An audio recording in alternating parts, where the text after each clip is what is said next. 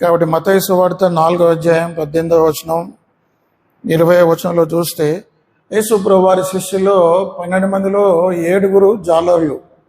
ఆ 7లో 4 చాలా ప్రాముఖ్యమైన వారు. ఈ 7 కూడా వాళ్ళు జాలర్లు, బెస్తవాళ్ళు. ఈ 7లో 7 పేర్లు కూడా 21వ అధ్యాయంలో రాయబడ్డాయి. వాళ్ళు ఎవరెవరో రాయబడింది. ఆ 7లో 4 చాలా ప్రాముఖ్యమైన వారు: పేతురు, ఆంద్రయ్య, యాకోబు, యోహాను. వీరందరూ కూడా యేసు ప్రభువు వారు శిష్యులుగా పిలువబడ్డారు. యోహాను సువార్త 1వ అధ్యాయంలో యేసు ప్రభువు వారు పేతురు రక్షించబడ్డాడు.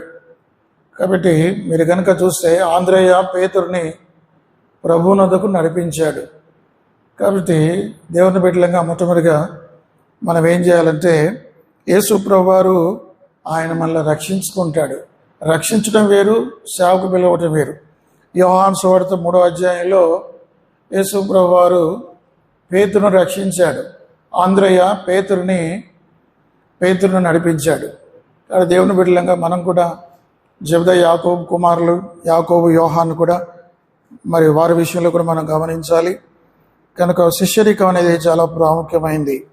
కాబట్టి మనం శిష్యుల గురించి మనం ధ్యానం చేద్దాం. కాబట్టి యేసు ప్రభువు వారు రక్షణ పొందిన వ్యక్తి పేతురు.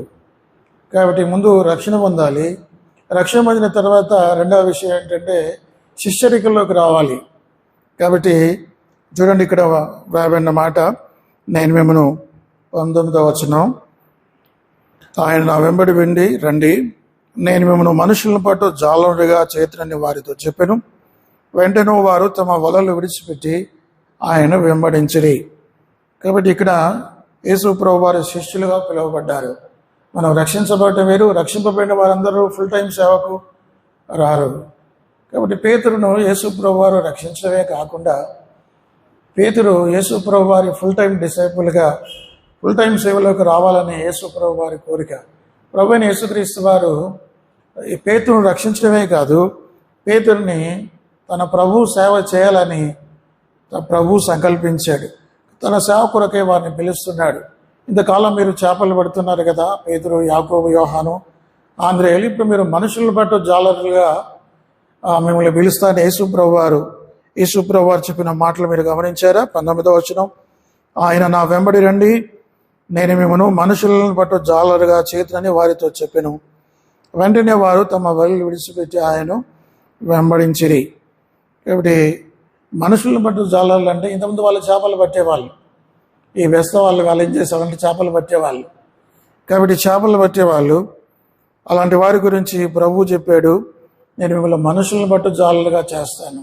యేసు ప్రభువు వారి శిష్యుల్లో ఎందుకు ఆయన చేపలు పట్టే వాళ్ళని ఎక్కువ మందిని సెలెక్ట్ చేసుకున్నాడు, ఎంపిక చేసుకున్నాడు?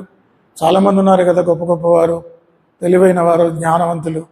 కానీ ఎందుకు ఈ పామరులను, బెస్త వాళ్ళను, మురికి కాలంలో తిరిగే వాళ్ళను, ఇలాంటి వాళ్ళని యేసు ప్రభువు వారు ఎందుకు శిష్యుడిగా పిలిచాడంటే దానికి ఒక కారణం ఉంది. కాబట్టి యేసు ప్రభువు వారు ఎప్పుడైనా సరే లేజీగా ఉండే వాళ్ళని ఆయన పిలవడు, పని కలిగి ఉండాలి. ప్రారంభం నుంచి కూడా మనం ఇదే చూస్తాం.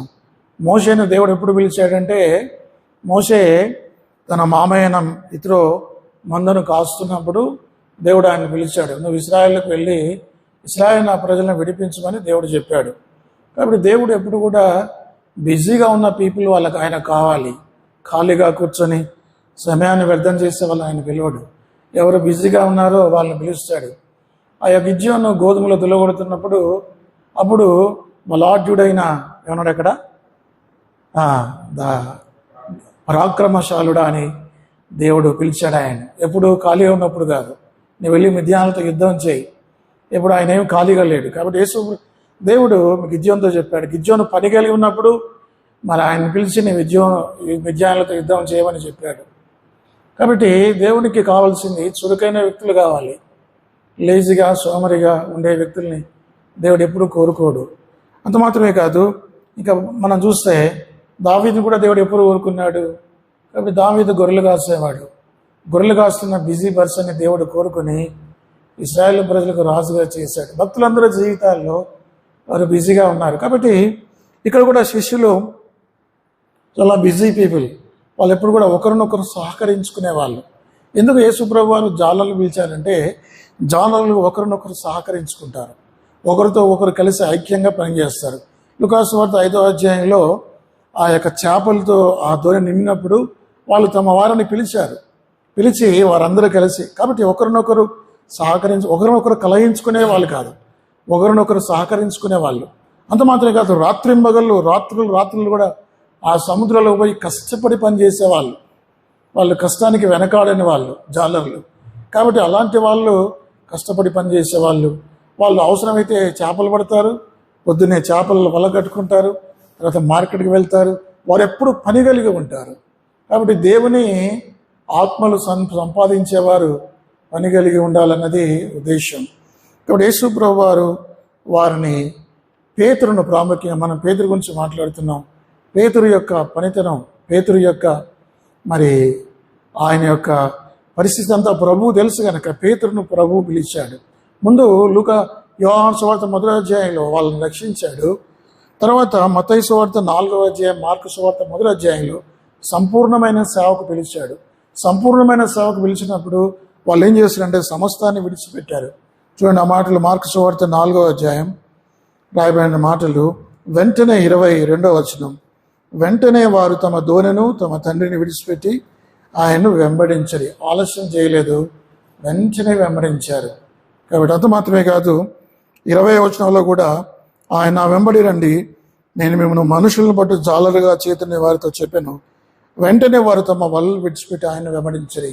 తర్వాత పేతురు, ఆంద్రేయ అలా అదే విధంగా వచ్చారు, సమస్తాన్ని విడిచిపెట్టి వచ్చారు.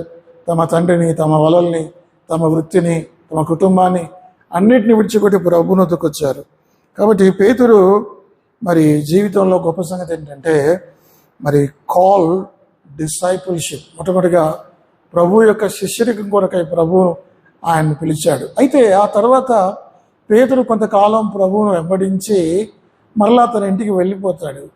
తిరిగి వెనక్కి వెళ్ళిపోయిన తర్వాత యేసు ప్రభువారు మరలా లూకాసు వార్త 5వ అధ్యాయంలో ఆ యొక్క సముద్రపు దోణిలో మరి దరికి త్రోయమని చెప్తాడు. ఈ విషయాలన్నీ మీకు తెలుసు.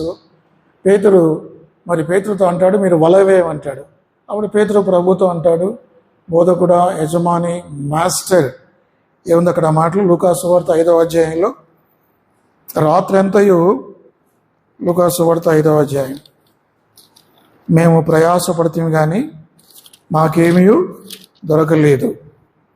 5వ వచనం, 5:5, సీమోను ఏలినవాడా, రాత్రి అంతయు మేము ప్రయాసపడుతుంది కానీ మాకేమీ దొరకలేదు. ఎందుకు దొరకలేదు? ఇప్పుడు వీళ్ళేమీ కొత్త వాళ్ళు కాదు, వాళ్ళు ప్రొఫెషనల్ ఫిషర్మెన్. వాళ్ళు అంటే చేపలు పట్టడం వాళ్ళకి తెలుసు. ఎప్పుడు రాత్రిపూట ఎక్కడ చేపలు ఉంటాయో వాళ్ళకి తెలుసు, పొద్దుటిపూట ఎక్కడ చేపలు ఉంటాయో వాళ్ళకి తెలుసు. అలాంటి వాళ్ళు ఆ రాత్రి ఒక్క చేప కూడా పట్టలేకపోయారు. అయితే ఎందుకు ఇలా జరిగిందంటే ప్రభువు మాటను వినకుండా, ప్రభువుకు లోపడకుండా ఏ వ్యక్తి అయితే జీవిస్తాడో, వెనక్కి వెళ్ళిపోతాడో, అలాంటి వ్యక్తి జీవితంలో ఓటమి, పతనము. ప్రభు ఒక పని కొరకే నేను పిలిచినప్పుడు ఆ పని విషయంలో అశ్రద్ధ కలిగి తిరిగి నీ సొంత పనులకు వెళ్ళిపోతే, అంటే మన సొంత పనులు చేసుకోవద్దని కాదు. ఇక్కడ పేతురును ప్రభు సంపూర్ణ సేవకు పిలిచినప్పుడు ఆయన తిరిగి మరలా ప్రాచీన స్థితిలోకి వెళ్ళాడు. ప్రభు మాత్రం ఆయన విడిచిపెట్టలే. పేతురు ప్రభువును విడిచిపెట్టాడు, కానీ ప్రభు మాత్రం పేతురుని విడిచిపెట్టలే. కాబట్టి ఇక్కడ మళ్ళా పేతురు కొరకు ప్రభు వెళ్ళి ఆ సముద్రంలో దోణిలో చేపలు రాత్రంతా ప్రయాసపడ్డాడు, కానీ ఒక్క చేప కూడా ఆయనకు దొరకలేదు. అప్పుడు 4వ వచనంలో ఉంది, 4వ వచనం, ఆయన బోధించిన చాలించిన తర్వాత నీవు దోణిలో లోతునకు నడిపించి చేపలు పట్టకు మీ వలలు వేయడని సీమోనుతో చెప్పగా, కాబట్టి లోతునకు నడిపించాడు. కాబట్టి పొద్దుటిపూట, రాత్రిపూట చేపలు ఎప్పుడు పడతాయి కూడా మనం గమనించాలి. కాబట్టి చేపలు పట్టారు. దేవుని బిడ్డలమైన మనం జాలర్లం. కాబట్టి మన యేసు ప్రభు వారిని నేను నమ్ముకున్నాను. నా జీవితకాలం ప్రభు కొరకు నమ్మకంగా జీవించాల్సిన బాధ్యత మన మీద ఉంది. ఏ రోజైతే మనం తీర్మానం తీసుకున్నామో ఆ తీర్మానం అంతవరకు కొనసాగించాలి. మధ్యలో విడిచిపెట్టే వాళ్ళంగా ఉండకూడదు, లేదా మధ్యలో విడిచిపెట్టే వాళ్ళం కాదు. పౌలు అంటాడు, మంచి పోరాటము పోరాడుతుని, నా పరుగు కడముట్టించి, నా విశ్వాసం అంతవరకు మన విశ్వాసం మనం కాపాడుకోవాలి. ప్రభు వచ్చేంత వరకు, మనం చనిపోయేంత వరకు కూడా ఈ విశ్వాసంలో కొనసాగాలి.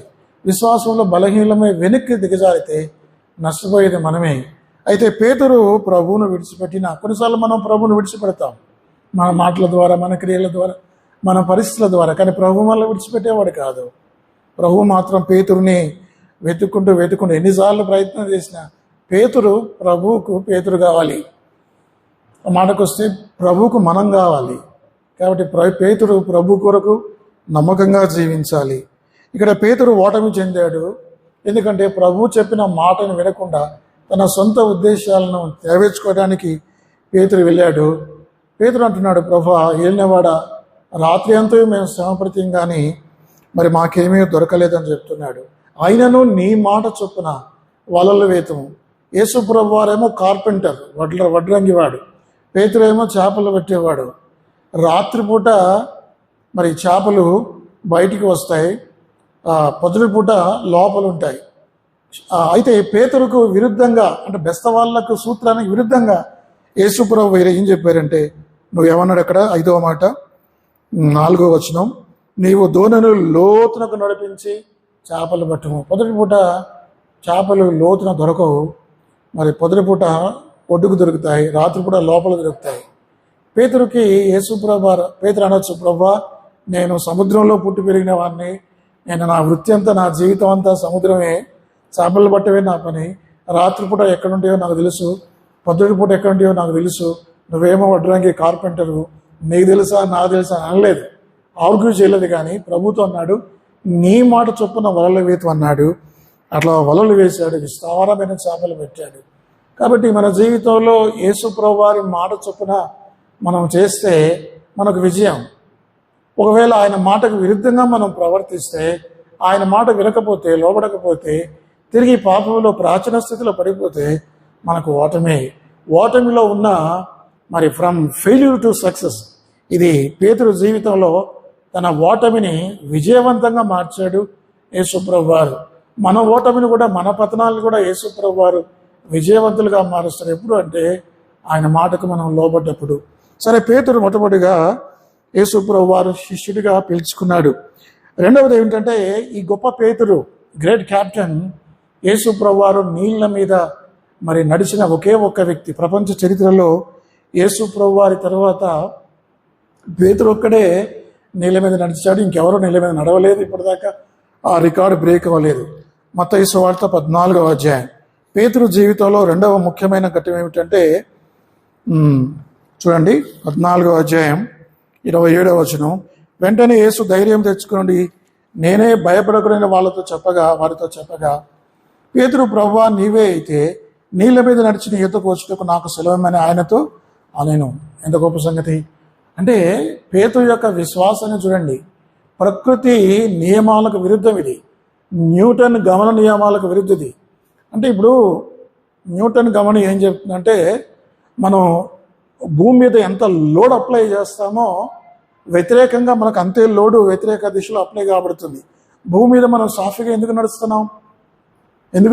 డైనమిక్స్ ఏం చెప్తాయంటే, ఎంత లోడ్ మనం అప్లై చేస్తామో వ్యతిరేక దిశలో అంతే లోడ్ మన మీద ఉంటుంది. కాబట్టి సాఫీగా నడుస్తాం. నీళ్ళకు ఆ గుణం లేదు. నీళ్ళ మీద మనం ఎంత లోడ్ అప్లై చేస్తామో వ్యతిరేక దిశలో అంత లోడ్ అప్లై కాదు. కాబట్టి నీళ్ళలో మునుగుతారు. అయితే ప్రకృతికి విరుద్ధంగా మరి విశ్వాసం అనేది సైన్స్కు మించింది. ఈ గొప్ప పేతురు ఏం చేశాడంటే, యేసు ప్రభువునందు అచంచలమైన విశ్వాసం కలిగి ఉన్నాడు. పేతురును చాలామంది విమర్శిస్తారు, కానీ ఆ గొప్ప పేతురు ఆ రాత్రి వేళలో, ఆ తుఫాన్లో, అప్పటికే వారు రాత్రంతా తుఫాన్లో ఉన్నారు, 3వ జాము అలిసిపోయారు. యేసు ప్రభు వారు వారిని చూసి జాలిపడి వాళ్ళ దగ్గరికి నడుచుకుంటూ నీళ్ళ మీద వచ్చినప్పుడు అందరూ భయపడ్డారు. మరి నేనే భయపడకూడని పేతురు శిష్యులతో ప్రభు చెప్పినప్పుడు, మరి పేతురు అన్న మాట మీరు గమనించారా? ప్రభువా, నీవే అయితే నీళ్ళ మీద నడిచి నీ యొద్దకు వచ్చుటకు నాకు సెలవిమ్ము. పేతురుకున్న గొప్ప విశ్వాసం. Peter started out with great faith but ended up with little faith అని ఒక మాట ఉంది. గొప్ప విశ్వాసంతో ప్రారంభించాడు. అంటే విశ్వాసం ద్వారా ఏదైనా సాధించవచ్చు అని ఒక లెసన్ యేసు ప్రభు వారు మత్తయి సువార్త 14వ అధ్యాయంలో ఇదంతా మనకి ఏం చెప్తుందంటే, విశ్వాస జీవితంలో ఏవైనా చేయవచ్చు. కాబట్టి మన విశ్వాసం చాలా గొప్పదిగా ఉండాలి. గొప్ప విశ్వాసం. చూడండి ఆ మాటలు మత్తయి సువార్త 14వ అధ్యాయం 31వ వచనం. వెంటనే యేసు చేయి చాపి అతన్ని పట్టుకొని, అల్ప విశ్వాసి, ఎందుకు సందేహపడుతామని అతనితో చెప్పాను. అల్ప విశ్వాసి పేతురు, అల్ప విశ్వాసి. అంత మాత్రమే కాదు, అల్ప విశ్వాసి అనే మాట మరి జ్ఞాపకం చేసుకోండి. అంతటి ధోనిలో ఉన్నవారు వచ్చి, నీవు నిజముగా దేవుని కుమారుడవని చెప్పి ఆయనకు మ్రొక్కెరు.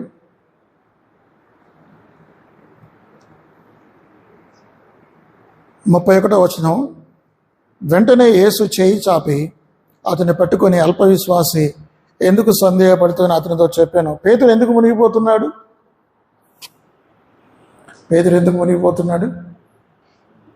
ఎందుకు మునిగిపోయాడు? ఆయనకు ఎట్లా ప్రారంభించాడు? ముందే ఏ విశ్వాసం ఉంది ఆయనకి? ముందే అల్ప విశ్వాసం ఉందా? ఒకవేళ ముందే అల్ప విశ్వాసం ఉంటే అప్పుడే ఆయన మునిగిపోయేవాడు. కానీ ముందు మాత్రం గొప్ప విశ్వాసం ఉంది. తర్వాత రాను రాను ఆయన విశ్వాసం తగ్గిపోయింది. విశ్వాసంలో నీరసించిపోయాడు. దేవుని బిడ్డలంగా మనం అధిక విశ్వాసంతో ప్రారంభించి గొప్ప విశ్వాసం మనం, అదే మాట లూకాసు వార్త 17వ అధ్యాయం, లూకాసు వార్త 17వ అధ్యాయం దొరికిందా? లూకాసు వార్త 17వ అధ్యాయం 5వ వచనం, అపోస్తలులు మా విశ్వాసం వృద్ధి పొందించమని ప్రభువుతో చెప్పగా. వాళ్ళు చేసిన ప్రార్థన ఏమిటి? ప్రభువా, ఇంక్రీజ్ అవర్ ఫెయిత్. ప్రభువా, మా విశ్వాసం వృద్ధి పొందించమని శిష్యులు, అపోస్తలులు ప్రభువుకు ప్రార్థన చేశారు. కాబట్టి ఈ 2వ ఎపిసోడ్ ద్వారా మనం నేర్చుకునేది ఏంటంటే, మొట్టమొదటిగా మనం చూసాం, యేసు ప్రభు వారి శిష్యులుగా మనం పిలువబడ్డాం. ఆయన కొరకే మన జీవితం అంకితం చేయాలి, చనిపోయేంత వరకు, మరణించేంత వరకు. రెండవది ఏం చూసామంటే, మన విశ్వాసం అనేది గొప్పగా ఉండాలి. విశ్వాసంలో బలహీనలుగా ఉండకూడదు.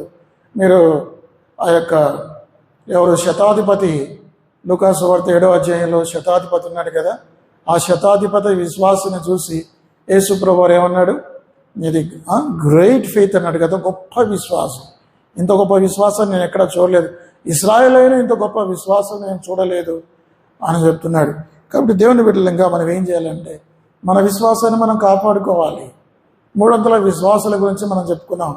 మొట్టమొదటి గ్రేట్ ఫెయిత్, తర్వాత లిటిల్ ఫెయిత్ కదా, గొప్ప విశ్వాసము, అవిశ్వాసము, అల్ప విశ్వాసం. 3 విశ్వాసాలు మనం కలిగి ఉండాలి. దేవుని బిడ్డలుగా మనం మరి రాబోయిన మాట, వెంటనే యేసు చేయి చాపి అతని పట్టుకొని, అల్ప విశ్వాసి, ఎందుకు సందేహపడుతామని. దేవుని బిడ్డలుగా మనం విశ్వాసం కలిగి ఉండాలి. మన విశ్వాసంలో తప్పుకోవద్దు. మన విశ్వాసాన్ని మనం వృద్ధి పొందించాలి. విశ్వాసం అనేది క్రైస్తవ జీవితానికి చాలా ప్రాముఖ్యమైనది. ఈ మొదటి పాఠం మరి డిసైపుల్షిప్ గురించి చెప్తుంది. యేసు ప్రభు వారి శిష్యులుగా మనం ఉండాలి, అంతవరకు ఆయన పెట్టుకోవాలి. రెండవది, మన విశ్వాసంలో వేవరింగ్ ఫెయిత్ ఉండకూడదు, బలహీనమైన విశ్వాసం ఉండకూడదు కదా. చూడండి మాటలు, ఈ యాకోబు పత్రిక ఎలాంటి విశ్వాసం మనకు ఉండాలి? యాకోబు పత్రిక 1వ అధ్యాయం 6వ వచనం, యాకోబు 1:6. అయితే అతడు ఏమాత్రమును సందేహింపక విశ్వాసముతో అడగవలెను. సందేహించువాడు గాలు చేత రేపబడి ఎగిరిపడు సముద్ర తరంగమును. కాబట్టి సందేహం, పేతురు అనుమానపడ్డాడు, సందేహపడ్డాడు. ఎందుకు సందేహించి పేతురు అల్ప విశ్వాసాన్ని ప్రభువు చెప్పాడు. దేవుని బిడ్డలుగా రెండవది ఏంటంటే, మన విశ్వాసాన్ని మనం స్థిరపరచుకోవాలి. మన విశ్వాసంలో స్థిరులుగా ఉండాలి దేవుని వాక్యం చెప్తుంది. ఇది పేతురు జీవితంలో 2వ సంఘటన. 3వది పేతురు జీవితంలో ఉంది ఏంటంటే, కన్ఫెషన్ ఆఫ్ క్రైస్ట్. చూడండి ఆ మాటలు, మత్తయి సువార్త 16వ అధ్యాయం, కన్ఫెషన్ ఆఫ్ క్రైస్ట్. 3వది ఏంటంటే, 3వ మాట మత్తయి సువార్త 16వ అధ్యాయం 13వ వచనం. మత్తయి సువార్త 16వ అధ్యాయం. పేతురు జీవితంలో మరొక సంఘటన, మార్కు సువార్త, మత్తయి సువార్త 16వ అధ్యాయం 13వ వచనం నేను చదువుతాను. 16-13.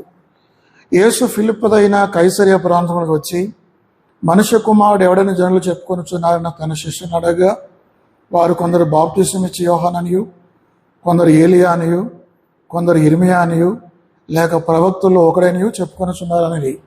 యేసు ప్రభువారు పలు సందర్భాల్లో ఆయన చెప్పాడు. యేసు ప్రభువారి గురించి కలవరం ఉంది ప్రజల్లో. కొంతమంది ఏమో చూడండి యేసు ప్రభు వారి గురించి ఏమనుకుంటున్నారు వాళ్ళు. యోహాను సువార్త 10వ అధ్యాయం. యోహాను సువార్త 10వ అధ్యాయంలో ప్రభు గురించి 10:19. ఈ మాటలను బట్టి యూదులలో మరలా భేదము పుట్టెను. వారిలో అనేకులు వాడు దయ్యం పట్టినవాడు, వెర్రివాడు, వాని మాట ఎందుకు వినుచున్నారనిది. మరికొందరు ఇవి దయ్యం పట్టిన వారి మాటలు కావు, దయ్యము గుడ్డివారి కనులు తెరవగలదా అనిరి. చూసారా, యేసుప్రభు వారి గురించి ప్రజలకు అపోహలు. ఈయన ఎవరైనా, ఈయన మెస్సయా కాదా, ఏమీ అర్థం కాదు. కొంతమంది దయ్యం పట్టినవారు అంటున్నారు, లేదు కొంతమంది ఈయన పరిశుద్ధమైన వ్యక్తి అంటున్నారు, కొంతమంది ఏలియా అంటున్నారు, కొంతమంది బాప్తిసం ఇచ్చేవారు తిరిగి మరలా మృతుల్లోంచి లేచారని, కొంతమంది ఇర్మియా, కొంతమంది ప్రవక్తలు అని చెప్పుకుంటున్నారు. అది మాత్రమే కాదు, వారు చెప్పిన మాటలు 24వ వచనం, యోహాను 10:24.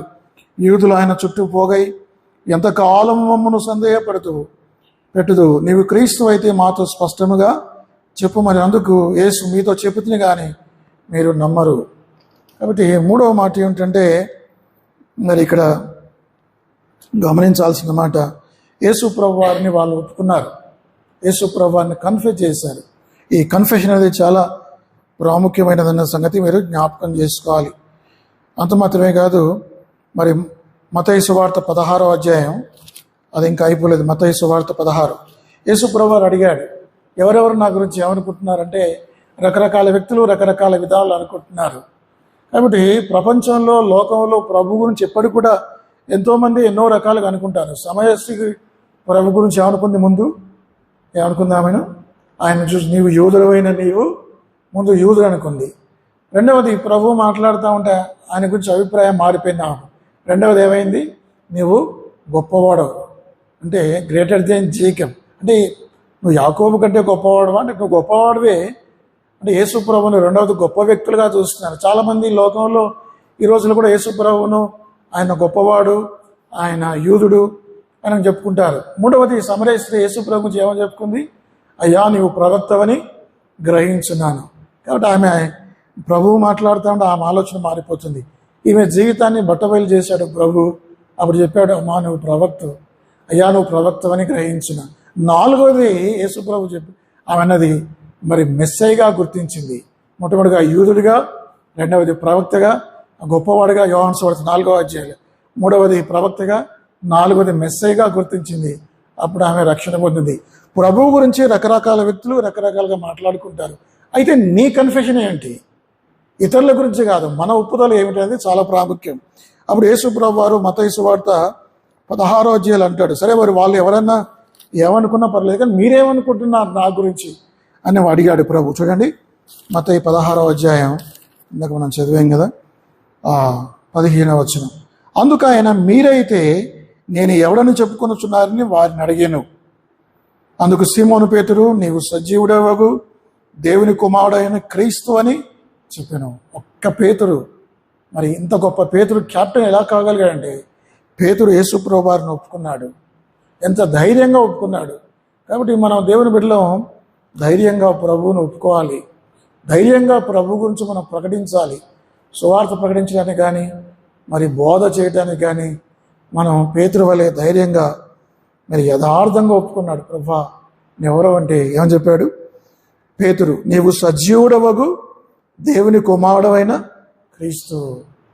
ఎవరు చెప్పారంటే, పేతురు ద్వారా, పేతురు తెలివితేటల వల్ల ఈ స్టేట్మెంట్ రాలేదు, కానీ తండ్రి అయిన దేవుడు ఆయనకు అది బయలుపరిచాడు. ప్రభు అంటున్న మాటలు మీరు చూడండి. అందుకు 17వ వచనం, అందుకు యేసు, సీమోన్ బర్యోనా నీవు ధన్యుడవు, పరలోకమందున నా తండ్రి ఈ సంగతి నీకు బయలుపరిచినే కానీ నరులు నీకు బయలుపరచలేరు. సీమోను ఎప్పుడైతే ఆ కన్ఫెషన్ అయి ఒప్పుకున్నాడో ఆ మాట, వెంటనే ప్రభు సంతోషించి, సీమోనా నువ్వు ధన్యుడవు, దేవుడు తండ్రి అయిన దేవుడు నీకు ఇది బయలుపరిచాడు అని చెప్పాడు. కాబట్టి మన కన్ఫెషన్ సరిగ్గా ఉండాలి. పేతురు ద్వారా మనం నేర్చుకునేది ఏమిటంటే, పేతురు బోల్డ్గా, ధైర్యంగా ప్రభువును ఒప్పుకున్నాడు, ప్రభువును ప్రకటించాడు. దేవుని బిడ్డలంగా మనం మూడో విషయం ఏంటంటే, ప్రభువును ఒప్పుకోవాలి, ఆయన గురించి మనం గొప్ప చేయాలి, ఆయన గొప్పతనాన్ని, ఆయన మహాత్యం గల మహాదేవుడిని మనం ఒప్పుకోవాలి. కాబట్టి 16వ వచనం, నీవు సీమోను పేతురు నీవు సజీవుడవగు దేవుని కుమారుడైన క్రీస్తు అని చెప్పాను. రెండో ఒప్పుకోలేదు. దీని ద్వారా పేతురు గొప్పవాడు కాగలిగాడు, కెప్టెన్ కాగలిగాడు. అయితే ఈ పేతురు తర్వాత వచనాల్లో మీరు చూడండి ఆ మాటలు. పేతురు అన్నాడు, నీవు పేతురు 18, ఈ బండ మీద నా సంఘంలో కట్టుదు. ఇవన్నీ చెప్పిన తర్వాత యేసు ప్రభువారు 21వ వచనంలో చెప్పాడు, అప్పటి నుండి తాను యెరూషలేమునకు వెళ్ళి పెద్దల చేతను ప్రధాన యాజకుల చేతను శాస్త్రుల చేతను అనేక హింసలు పొంది చంపబడి 3వ దినం లేచి అగత్యమని యేసు తన శిష్యులకు తెలియజేయ మొదలుపెట్టగా, ఇప్పుడు పేతురు ఏమంటాడు చూడండి. పేతురు ఆయన చేయబెట్టుకుని, ప్రభువా అది నీకు దూరం అగునుగాక, అది నీకెన్నడూ కలగదని ఆయనను గద్దింపసాగాను. అయితే ఆయన పేతురు వైపు తిరిగి, సాతానా నా వెనుకకు పొమ్ము. సైతాను యేసు ప్రభువారిని అనేక సార్లు శోధించాడు. మన మత్తయి సువార్త 4వ అధ్యాయంలో అనుకుంటాం 4 సార్లు కూడా మరి అనేక సార్లు పేతురు యేసు ప్రభువారిని రాయబడిన మాటలు మరి 17వ వచనం. అందుకు యేసు, సీమోను బరియోనా, నీవు ధన్యుడవు, పరలోకమందున నా తండ్రి ఈ సంగతి నీకు బయలుపరిచినే కానీ నరులుని అది కాదు మనం చదవాల్సింది.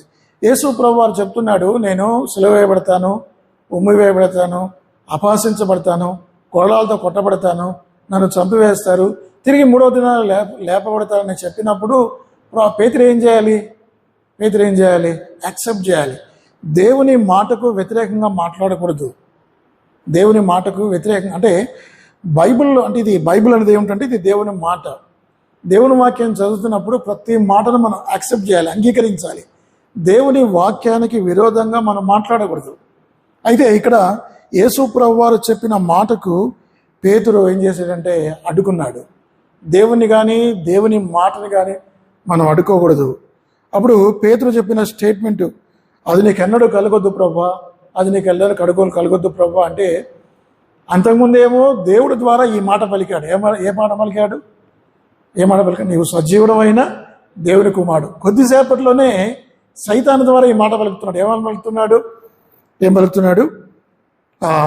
ప్రభువా 22వ వచనం, అది నీకు దూరమగునుగాక, అది నీకెన్నడూ కలగదని ఆయనను గద్దింపసాగాను. సైతాను యేసు ప్రభు వారిని పేతురు ద్వారా శోధిస్తున్నాడు. ఒకవేళ యేసు ప్రభు వారు శిలువకెక్కితే, ఆయన ప్రాణం పెడితే లోక కళ్యాణం జరుగుతుంది, అనేకులు రక్షింపబడతారు, అది అనేకులు పరలోకానికి వెళ్తారు. యేసు ప్రభు వారిని శిలువకెక్కనీయకూడదు. అది సైతాన్ యొక్క పన్నాగం. అర్థమైందండి? కాబట్టి వెంటనే యేసు ప్రభు వెనక్కి తిరిగి, సాతానా నా వెనకకు పొమ్మని చెప్పాడు. ఈ గొప్ప ప్రగల్భాలు పలికిన ఈ పేతురు ఏమని పలికాడో మీకు తెలుసు కదా. 16వ అధ్యాయం లేదా మాటలు 20 అక్కడ ఏముంటుందంటే, మరి నీకోసం నా ప్రాణం పెడతా అంటాడు. ఎవరు? పేతురు. 25వ అధ్యాయం 16:25. అది కాదమ్మా, అది కాదు. ఏమంటాడంటే అక్కడ, ప్రభువా నీకోసం నా ప్రాణం పెడతానంటాడు. ప్రభు అంటాడు, నువ్వు నా కోసం ప్రాణం పెడతావా? కోడి గోయక మునుపు ముమ్మారు నన్ను ఎరగనని వంకిదవంటాడు. మత్తయి సువార్త 26వ అధ్యాయం, మత్తయి సువార్త 26:34 యేసు అతన్ని చూసి, ఈ రాత్రి కోడి గోయక మునిపే నీవు నన్ను ఎరగనని ముమ్మారు చెప్పేదవని నీతో నిశ్చయముగా చెప్పుచున్నాయను. 35 పేతురు ఆయన చూచి, నేను నీతో కూడా చావవలసి వచ్చినను నేను ఎరగనని చెప్పినాను. అదే ప్రకారం శిష్యులందరూ అనేది. ఈ పేతురట ప్రభు కోసం చావడానికి కూడా సిద్ధపడతాడట. చూసారా? కాబట్టి యేసు ప్రభు వారి మాటను అడ్డుకుంటున్నాడు. పేతురు, నువ్వు నా కోసం ప్రాణం పెడతావా? ఎందుకంటే ఉట్టి మాటలు ప్రగల్భాలు పలుకుతున్నావు? ఈ రాత్రి మరి కోడి కొయ్యక ముందు మరి నువ్వు నన్ను ఎరగనని 3 సార్లు బొగ్గుతావని చెప్పాడు. కాబట్టి మరి ఇక మూడవది మనం చూసాం. ఏమిటి మూడవది? కన్ఫెషన్ చూసాం. సరే, దాని గురించి తర్వాత చూద్దాం. ఇక 4వది ఏమిటంటే ట్రాన్స్ఫిగరేషన్, రూపాంతరకుండా.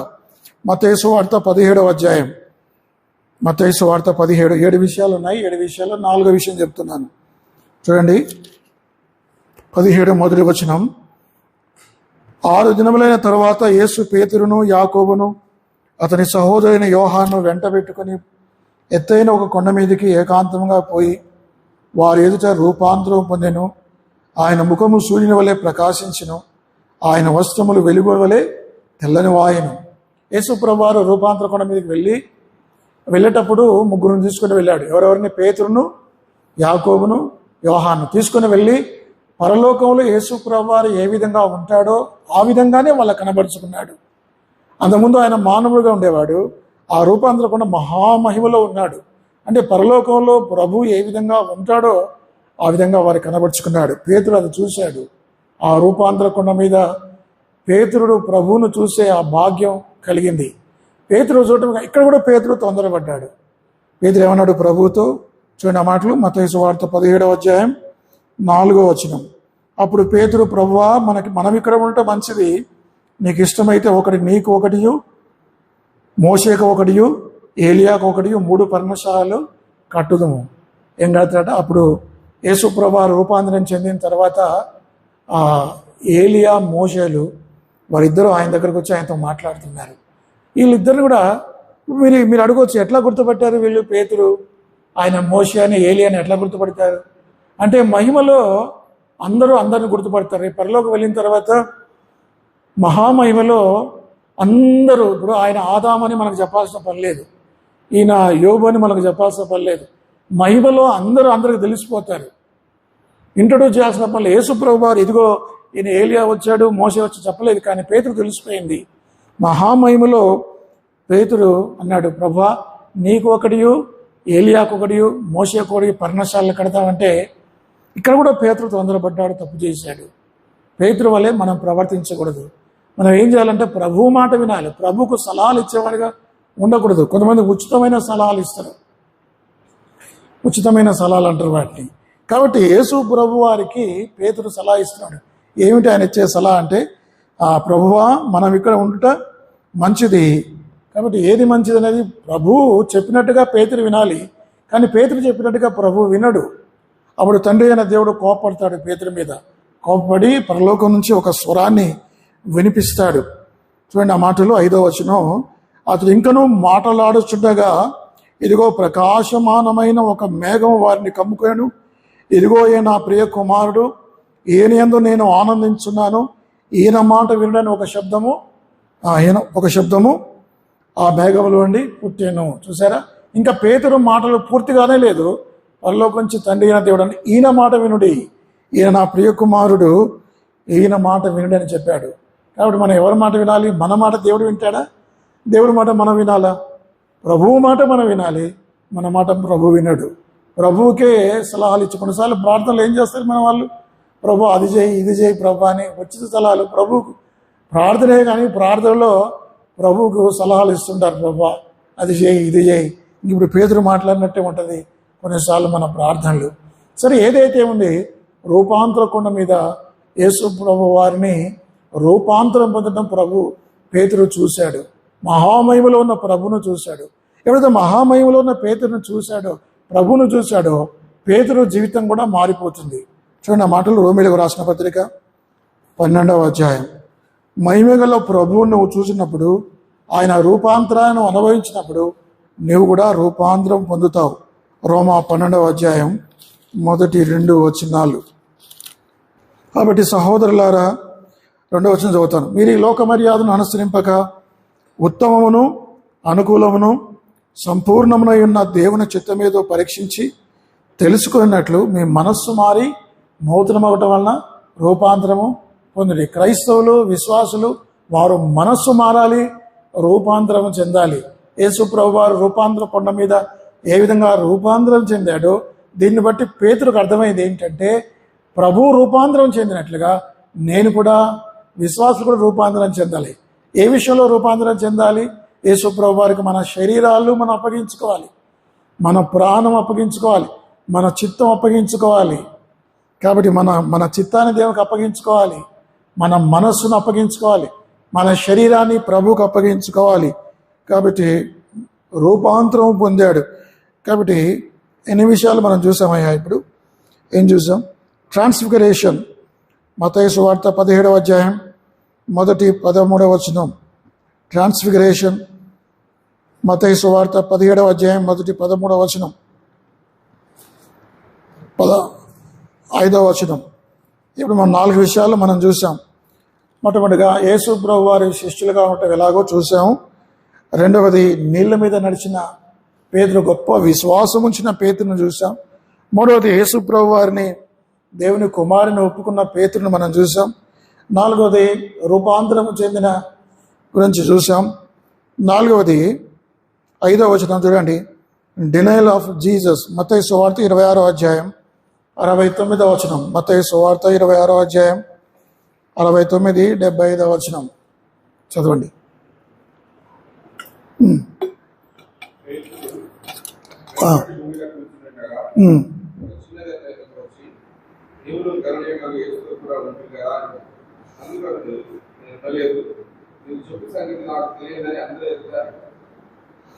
కాబట్టి యేసు ప్రభు వారిని పేతురు కాదన్నాడు.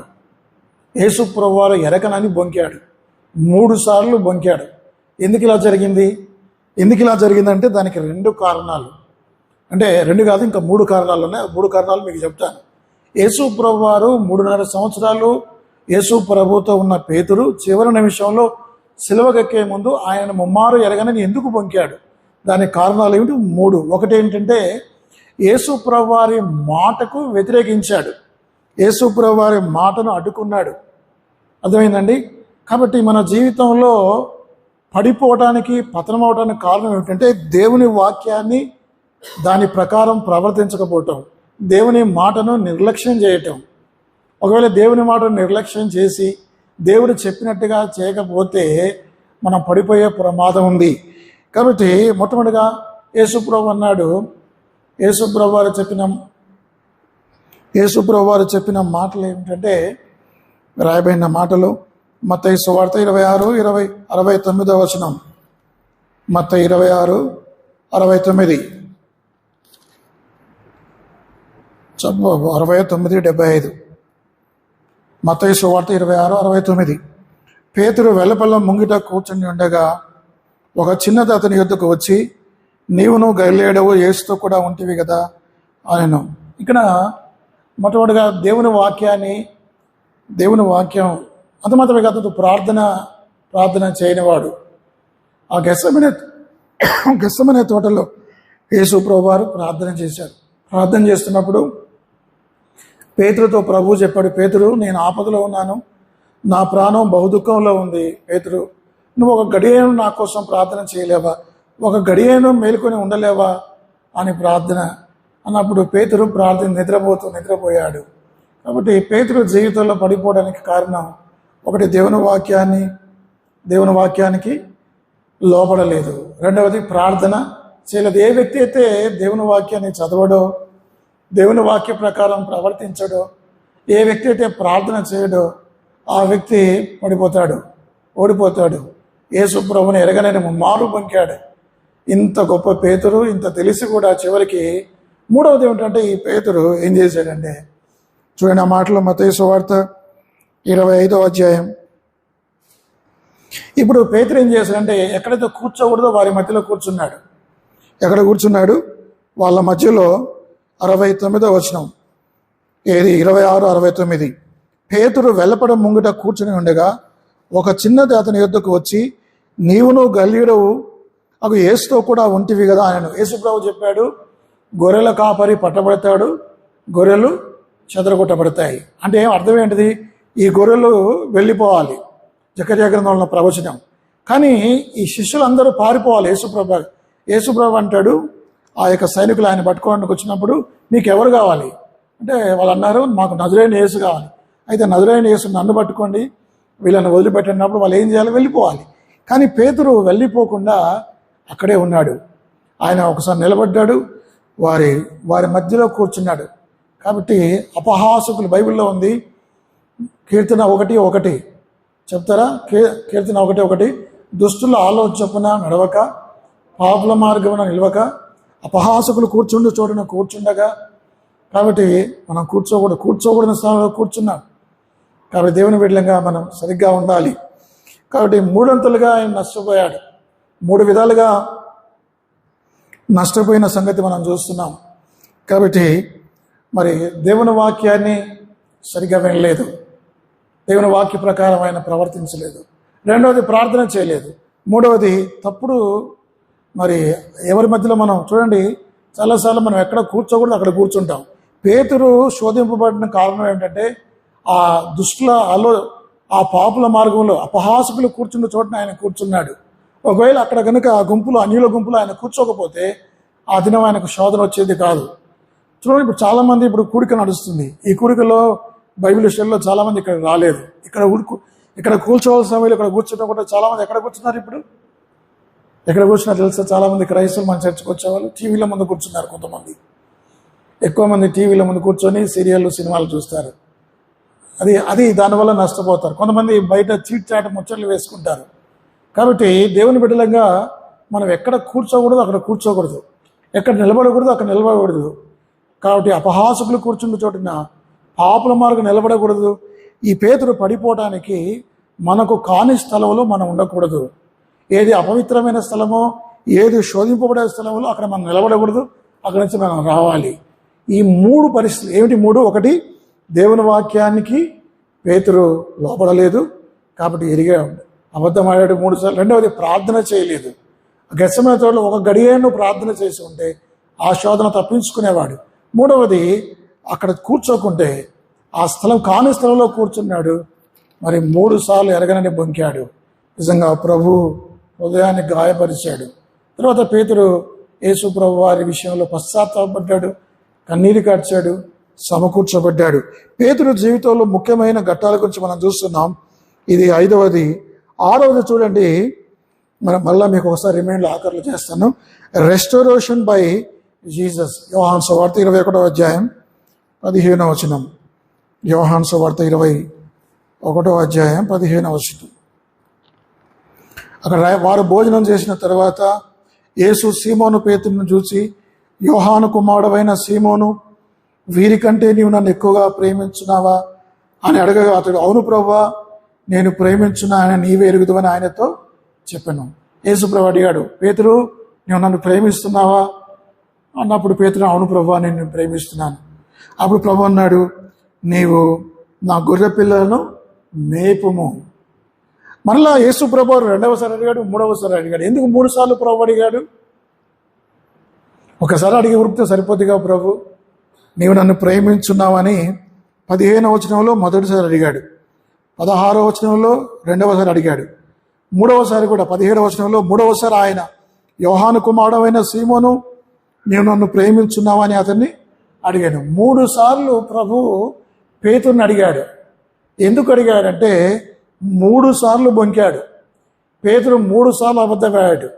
అంటే కొన్నిసార్లు మనం పబ్లిక్గా తప్పు చేస్తే పబ్లిక్గా సమకూర్చబడాలి.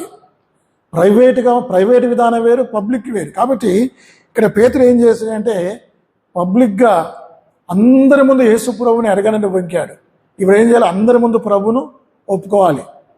సీక్రెట్గా ప్రైవేట్గా నువ్వు ఏదైనా తప్పు చేస్తే ప్రైవేట్గా ఒప్పుకుంటే సరిపోద్ది. కానీ అందరి ముందు చేసిన పాపాన్ని ఏం చేయాలి? అందరి ముందు చేసిన పాపాన్ని అందరి ముందు కూడా ఒప్పుకోవాలి. అందరి ముందు సమకూర్చబడలేదు. ప్రైవేట్గా సిన్స్ ప్రైవేట్గా రెస్ట్రిక్షన్ ఉంటుంది, పబ్లిక్గా చేసింది పబ్లిక్గా ఒప్పుకోవాలి. అందుకని 3 సార్లు అందరి ముందు ప్రభువును పేతురు ఎరగనని బొంకాడు. ఇప్పుడు ప్రభు అంటున్నాడు అందరి ముందు, మరి నీవు నన్ను ప్రేమిస్తున్నావా అంటే మరి పేతురు అన్నాడు, అవును ప్రభువా, నేను నిన్ను ప్రేమిస్తున్నాను మొదటిసారి. అప్పుడు చెప్పాడు, మొదటిసారి నా గొర్రె పిల్లలను మేపు. గొర్రె పిల్లలు అంటే రక్షింపబడిన కొత్తలో పిల్లలు లాంటి వాళ్ళు ఉంటారు కదా, కొత్తగా జన్మించిన వ్యక్తులు, మారు మనసు కొత్తగా పొందిన వాళ్ళను మేపు అంటున్నాడు. 2వసారి ఏమంటున్నాడు? యేసు ప్రభు వారు 16వ అధ్యాయంలో 16వ వచనంలో ఆయన నా గొర్రెలను కాయుము అన్నాడు. 2వసారి మొట్టమొదటి నా పిల్లలను గొర్రె పిల్లలను మేపు అన్నాడు. 2వసారి గొర్రెలను కాయమన్నాడు. గొర్రె పిల్లలను మేపడం వేరు. గొర్రెలు అంటే ఇవి గొర్రెలు అంటే అర్థం ఏంటంటే బలమైనవి, ఎదిగిన గొర్రెలు, పెద్ద అయిన గొర్రెలు. కానీ మూడవసారి కూడా ప్రభు చెప్పాడు, యేసు 18వ వచనం, నీవు నా గొర్రెలను మేపు. ముందేమో గొర్రె పిల్లలను మేపము, మూడవసారి గొర్రెలను మేపుడు, రెండవసారి గొర్రెలను కాయము అని రాయబడింది. పేతురు మరి ప్రభువులో సమకూర్చబడ్డాడు. అర్థమైందా? కాబట్టి మూడంతలుగా ప్రభు సమకూర్చబడ్డాడు, పేతురును సమకూర్చబడ్డాడు. ఇది ఎన్నో వచనం? ఎన్నో వచనం చెప్పుకున్నాం మనం? 6వ వచనం. ఇక 7వ మాట, 7వ వచనం చూడండి. పెంతెకోస్తు అనుభవం, ఇది చివరిది. అది చూసుకుని మనం ముగించుకుందాం. పెంతెకోస్తు అపోస్తుల కార్యములు 2వ అధ్యాయం. అపోస్తుల కార్యములు 2వ అధ్యాయం. మరి చూడండి ఈ మాటలు, 22వ వచనం. అపోస్తుల కార్యములు 2వ అధ్యాయం 22వ వచనం. ఇశ్రాయేలు వారులారా, ఈ మాటలు వినుడి. దేవుడు నజరేయుడగు యేసు చేత అద్భుతములను, మహత్కార్యములను, సూచక్రియలను మీ మధ్యన చేయించి ఆయన తన వల్ల మెప్పు పొందిన వానిగా మీకు కనబర్చెను. ఇది మీరే ఎరుగుదురు. దేవుడు నిశ్చయించిన సంకల్పమును, ఆయన భవిష్యత్ జ్ఞానమును అనుసరించి అప్పగింపబడిన ఈయనను మీరు దుష్టుల చేత సిలువ వేయించి చంపితిరి. మరణం ఆయన బంధించుట అసాధ్యం గనక దేవుడు మరణ వేదన తొలగించి ఆయన లేపని. ఇట్లా సువార్త చెప్తున్నాడు. పెంతెకోస్తు దినాన వారందరూ కలిసి, అప్పటికీ పరిశుద్ధాత్మ దేవుడు రాలేదు, సంఘం ఏర్పడలేదు. కానీ ఈ పరిశుద్ధాత్మ దేవుడు దిగి రావాలని వీళ్ళు ఏం చేశారంటే 10 రోజులు నాన్ స్టాప్గా చైన్ ప్రేయర్ చేశారు. చూడండి, యేసు ప్రభు వారు పస్కా పండుగ రోజు చనిపోయాడు. పెంతెకోస్తు దినాన పరిశుద్ధాత్మ దేవుడు భూమి మీదకి దిగి వచ్చాడు. అర్థమైందా? అంటే ఈ రెండిటికి మధ్యలో వ్యవధి ఎంత అంటే 50 రోజులు. దీన్ని ఏమంటారంటే పెంట అంటే దాని అర్థం ఏంటంటే గ్రీక్ భాషలో 50 days అని అర్థం.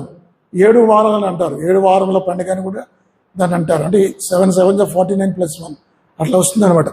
అయితే ఇక్కడ మరి పేతురు ప్రార్థన చేశాడు. సంఘం 120 మంది మేడగదిలో ప్రార్థన చేసిన తర్వాత 10 రోజులు నాన్ స్టాప్గా చైన్ ప్రేయర్ మన వాళ్ళు చేస్తున్నారు. 24 గంటలు ప్రేయర్ చేస్తున్నారు. అట్లాగే ఎడదగకుండా 10 రోజులు ప్రార్థన చేశారు. ఆ 10 రోజుల ప్రార్థన ఫలితంగా పరిశుద్ధాత్మ దేవుడు భూమి మీదకి దిగి వచ్చాడు. ఎప్పుడైతే పరిశుద్ధాత్మ దేవుడు దిగి వచ్చాడో వీరు భాషలతో మాట్లాడడం మొదలుపెట్టారు. అప్పుడు పేతురు మొట్టమొదటిసారిగా సంఘాన్ని ఉద్దేశించి, అక్కడ వ్యక్తులను ఉద్దేశించి మాట్లాడుతున్నాడు. పేతురులో సంఘంలో ఉన్న మొట్టమొదటిగా సంఘం ప్రారంభించిన తర్వాత మొట్టమొదటిగా సువార్త ప్రకటించిన వ్యక్తి ఎవరైనా చెప్పండి? పేతురు. అందుకే ప్రభు అంటాడు, పాతాళపు తాళపు చెవులు నీకు ఇస్తాను, నీవేది పరలోకం తెలుస్తావో అది తెరవబడుతుంది, ఏది నువ్వు బంధిస్తావో అది బంధించబడుతుంది అని ప్రభు. అంటే పాతాళంలోక చెవులు అంటే అర్థం ఏంటంటే పరలోక, ఆ తాళపు చెవులు అంటే అర్థం ఏంటంటే అంటే మొట్టమొదటిగా సంఘం నీ మాటల ద్వారా ప్రారంభమవుతుంది అని అర్థం. పేతురుకి ఆ భాగ్యం ఉంది. ఈరోజు నేను వాక్యం చెప్తున్నాను, కానీ ఈరోజు కొన్ని లక్షల మంది సువార్థికులు, సేవకులు వాక్యం చెప్తున్నారు. సంఘం ఏర్పడిన తర్వాత మొట్టమొదటిగా వాక్యం చెప్పింది ఎవరైనా పేతురు. కాబట్టి కెప్టెన్ పేతురుతో ఈ సువార్త ప్రారంభమైంది అన్న సంగతి మీరు జ్ఞాపకం చేసుకోవాలి. పేతురు ఆ దినం ప్రసంగించాడు. మరి ఒకటే ఒక దినం 3000 మంది మార్చబడ్డారు. చూడండి మాటలు 37వ వచనం. వారు ఈ మాట విని హృదయంలో నొచ్చుకొని, సహోదరులారా మేమేమి చేతుమని పేతురును కడమ అపోస్తలును అడగగా, పేతురు మీరు మారు మనసు పొంది పాప క్షమాపణ నిమిత్తం ప్రతివాడు యేసుక్రీస్తు నామమున బాప్తిస్మం పొందుడి, అప్పుడు మీరు పరిశుద్ధాత్మను వరమును పొందుదురు. ఆ కింద మీరు చదివితే 41లో ఉంది, ఆ దినమందు ఇంచుమించు 3000 మంది చేర్చబడ్డారు. ఒకటే ఒక ప్రసంగం ద్వారా 3000 మంది మార్చబడ్డారు, రక్షణ పొందారు, బాప్తిస్మలు కూడా పాలు పొందారు. కాబట్టి దేవుడు పేతురుకి ఇచ్చిన గొప్ప ఆధిక్యత అర్థమైందండి. పేతురు జీవితంలో ముఖ్యమైన 7 ఘట్టాలు మనం చూసాం. ముగింపులో మరొకసారి చూసుకుందాం. మొట్టమొదటిగా ప్రభు పేతురుని సేవకు పిలిచాడు. పిలిచిన వెంటనే లోబడ్డాడు. మనం కూడా ప్రభు పిలుపును నిర్లక్ష్యం చేయకూడదు. అది సేవా పిలుపు కావచ్చు, లేకపోతే క్రైస్తవుడుగా ఉండే పిలుపు కావచ్చు, ఏదైనా సరే వెంటనే మనం లోబడాలి. అది ముఖ్యమైన సంగతి. మళ్ళా పేతురు తప్పిపోయినప్పుడు కూడా మరి ప్రభు పేతురును విడిచిపెట్టలేదు. కానీ పేతురును వెతుక్కుంటూ ఆ గలిలయ సముద్రంలో చేపలు పడుతున్న పేతురు దగ్గరికి వెళ్ళి మరి వల వేయమన్నప్పుడు ఓడిపోయినప్పుడు ఆ ఓటమిని విజయంగా ప్రభు మార్చాడు. రెండవది, నీళ్ళ మీద పేతురు నడిచాడు. నీళ్ళ మీద పేతురు నడవటం మనకి ఏం చెబుతుందంటే గొప్ప విశ్వాసం ద్వారా ఏదైనా అద్భుత కార్యాలు చేయవచ్చని పేతురు ఆ నీళ్ళ మీద నడవటం మనకు తెలియజేస్తుంది. కాబట్టి గొప్ప విశ్వాసం నుంచి నీళ్ళ మీద నడిచాడు పేతురు. విశ్వాసులు, క్రైస్తవులు మరి విశ్వాసం కలిగి జీవించాలి. అది రెండవది. మూడవది, యేసు ప్రభువారు దేవుని కుమారుడని, సజీవుడైన దేవుని కుమారుని ఒప్పుకున్నాడు. మనుషులు ప్రభు గురించి ఏమనుకుంటున్నారో మనకు అక్కర్లేదు, కానీ నీవు నేను ప్రభు గురించి ఏమని చెప్పుకుంటున్నాం? యేసు ప్రభువారు సజీవుడైన దేవుని కుమారుడు, ఆయన దేవుని కుమారుడని మనం నమ్ముతున్నామా, ఒప్పుకుంటున్నామా? అప్పుడు మనం ప్రభు రక్షించబడతాం. అది మూడవది. నాలుగవది ఏమిటంటే రూపాంతరము చెందాడు యేసు ప్రభువారు. ఆ రూపాంతరము చెందిన యేసు ప్రభువారిని మరి తెలుసుకున్నాడు పేతురు. కాబట్టి మత్తయి సువార్త 17వ అధ్యాయం 1వ వచనంలో చూస్తే అక్కడ మరి యేసుక్రీస్తు ప్రభువారు 17వ వచనంలో ఉంది. 5వ వచనం డేనియేల్ 5వ వచనం దొరికిందయ్యా? చూడు, 5వ అధ్యాయం మత్తయి 26వ అధ్యాయము 69, 75. యేసు ప్రభువారిని ఎరగనని బొంకాడు. ఇది ఎన్నో పాఠం ఇది అని చెప్పుకుని మీరు మర్చిపోవద్దు. అందుకే మీకు జ్ఞాపకం చేస్తున్నాయి. యేసు ప్రభుని ఎరగనని బొంకాడు. మనం కూడా కొన్నిసార్లు ఇలాంటి తప్పు చేసే ఉంది. ఇంత 3 సంవత్సరాలు ప్రభుతో ఉండి, ప్రభుతో తిరిగి, ప్రభుతో అద్భుత కార్యాలు చేసి ఇవన్నీ చూసి కూడా చివరికి యేసు ప్రభుని ఎరగనని బొంకాడు. ఎందుకు? కారణం చెప్పుకున్నాం. ఎందుకు? 3 కారణాలు చెప్పుకున్నాం. ఏమిటి 3 కారణాలు? 3 కారణాలు ఏమి చెప్పుకున్నాం? ఒకటి, వాక్యాన్ని నిరాకరించాడు. రెండవది, ప్రార్థన చేయలేకపోయాడు. మూడవది, అపహాసకులు కూర్చుండే చోట్ల ఆయన కూర్చున్నాడు. ఈ 3 వలన ఆయన ఓడిపోయాడు. కాబట్టి యేసుక్రీస్తు ప్రభువారిని మరి ఒప్పుకోలేకపోయాడు. అంత మాత్రమే కాదు, మరి 6వ మాట ఏమిటంటే యేసు ప్రభువారు మరి పేతురు చెప్పాడు, సీమోను నువ్వు నన్ను ప్రేమిస్తున్నావు అని. ప్రభు ఇందాక మనం చెప్పుకున్నట్టుగా 3 సార్లు ప్రభువును ప్రేమిస్తున్నావని అడిగాడు. ప్రభు అన్నాడు, అప్పుడు పేతురు అన్నాడు, ప్రభా నేను ప్రేమిస్తున్నాను ప్రభా. ప్రభు మళ్ళీ కూడా అడుగుతాడు 3 సార్లు ఎగరని బొంకిన వ్యక్తిని 3 సార్లు ప్రశ్నిస్తాడు. 3 సార్లు బహిరంగంగా అబద్ధం చెప్పాడు. ఇప్పుడు చివరికి 3 సార్లు కూడా పబ్లిక్గా తను ప్రభువును ఒప్పుకుంటున్నాడు. పేతురుకి అర్థమైంది, ఓ ప్రభువా నువ్వు 3 సార్లు ఎందుకు అడిగినావంటే నేను 3 సార్లు ఎరగలని బొంకానని తెలుసు కదా నీకు, అందును బట్టి నేను అడిగామని పేతురుకి అర్థమైంది. పేతురు సమకూర్చబడ్డాడు. 6వది. 7వది ఏమిటంటే మరి సంఘం ఏర్పడినప్పుడు పేతురు ఆధిక్యత ఉంది. పేతురు 3 సార్లు తాళం తీశాడు. మొట్టమొదటి పేతురు మత్తయి అపోస్తల కార్యం 2వ అధ్యాయంలో ఆయన యూదులకు తాళం తీశాడు. యూదులు రక్షించబడ్డారు. మొదటిసారి 3,000 మంది మార్చబడ్డారు. తర్వాత 5,000 మంది మార్చబడ్డారు. మొట్టమొదటిగా యూదులు. తర్వాత అపోస్తల కార్యం 8వ అధ్యాయం తాళం తీశాడు. ఎవరు రక్షించబడ్డారు? అపోస్తల కార్యం 8వ అధ్యాయంలో సమరయులు రక్షించబడ్డారు. 2వ తాళం చేసి సమరయులకు తీశాడు. సమరయులు రక్షించబడ్డారు. 3వది అపోస్తల కార్యం 10వ అధ్యాయంలో 3వసారి తాళం తీశాడు పేతురు. అన్యజనులు రక్షించబడ్డారు. కాబట్టి పేతురు పరిచర్య ఎంతో గొప్పది. మనం ప్రారంభం నుంచి ముగింపు వరకు పేతురు జీవితం ఎలాంటిదో మనం చూసాం. పేతురు యొక్క ముఖ్య ఘట్టాలు చూసాం. పేతురు వలె మరి ప్రభువునకు మనం లోబడి ఉండాలి. ఆయనకు పిలిచినప్పుడు వెంటనే మనం లోబడాలి. రెండవది, మనం గొప్ప విశ్వాసం కలిగి ఉండాలి. మూడవది, ప్రభువును మనం ఒప్పుకోవాలి. ధైర్యంగా ఇతరులకు ప్రకటించాలి. భయపడవద్దు. సువార్త ప్రకటించినప్పుడు మా ఊరులను చూసి ఏమనుకుంటారో సిగ్గుపడద్దు. ప్రభువును ధైర్యంగా, బోల్డ్గా ఒప్పుకునే ధైర్యం కావాలి. మూడవది. నాలుగవది, మరి రూపాంతరం యేసు ప్రభువుని అనుభవం పొందితే నీ మనస్సు మారి నీవు కూడా రూపాంతరం పొందుతావు. ఐదవది, ఆయన కొంచెం యేసు ప్రభువుని ఎరగనని బొంకాడు. దీని కారణాలు 3 కారణాలు చూసుకున్నాం. మనం దేవుని వాక్యానికి విధేయత చూపించాలి. దేవుని వాక్యాన్ని, దేవుని మాటకు అడ్డు రావద్దు. రెండవది, ప్రార్థన చేయాలి. మూడవది, ఎక్కడ కూర్చోకూడదు అక్కడ కూర్చోకూడదు, ఎక్కడ నిలబడకూడదు అక్కడ నిలబడకూడదు. కాబట్టి అన్యజనులు, అపహాసకులు వారి మన ఎప్పుడు మనం దేవుని మందిరంతోనే సహవాసం కలిగి ఉండాలి. వీలైనప్పుడల్లా దేవుని ప్రజలతో మనం కలిసి ఉండాలి. అన్యులతో కలిసి ఉండొద్దని కాదు, కానీ మనం దేవుని మందిరానికి అటాచ్మెంట్ ఉండాలి. సహవాసం, కూడికలకు వస్తూ ఉండాలి. అప్పుడు మనం శోధనలో పడిపోకుండా ఉంటాం. ఇక చివరికి 6వది ఏమిటంటే పేతురు సమకూర్చబడ్డాడు. మనం కూడా సమకూర్చబడతాం. 7వది, పేతురు పెంతెకోస్తు అనుభవం చాలా గొప్పది. కొన్ని వేల మంది మారు మనసు పొందారు. పేతురుని దేవుడు బలంగా వాడుకున్నాడు.